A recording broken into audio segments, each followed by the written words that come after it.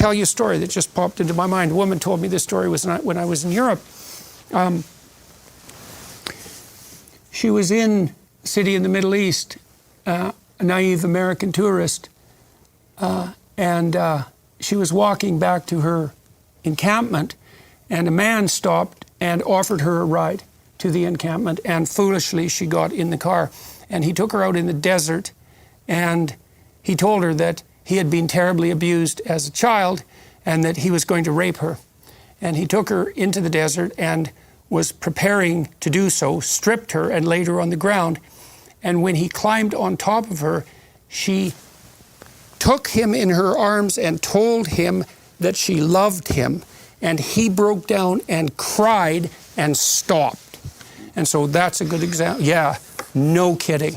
No kidding. Because she got under him.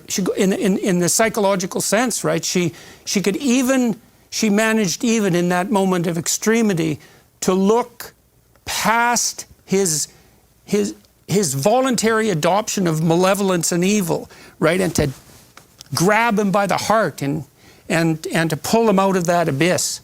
And so it wouldn't have worked with Hitler's or Stalin's torturers. Hey, it's critically that it's a great story. I almost cry listening to it. I've never heard it. It's an amazing story. But I'm not sure there's much to be extrapolated in the nature of human evil. Well, it's always an open question, Dennis, because I think it depends to some degree on the canniness of the interlocutor. You know, I would say that if you're going to entice someone malevolent back onto the path of proper being, you have to be as canny in your good as they are in their evil. That's an echo of the notion that you should be as wise as a serpent, right? As harmless as a dove and as wise as a serpent. And I don't know what the limit to that is, because I've seen people in extreme situations walk the path so precisely that they could entice even someone hell-bent on malevolence out of that that insistence. I mean, I take your point. This is no simple matter, and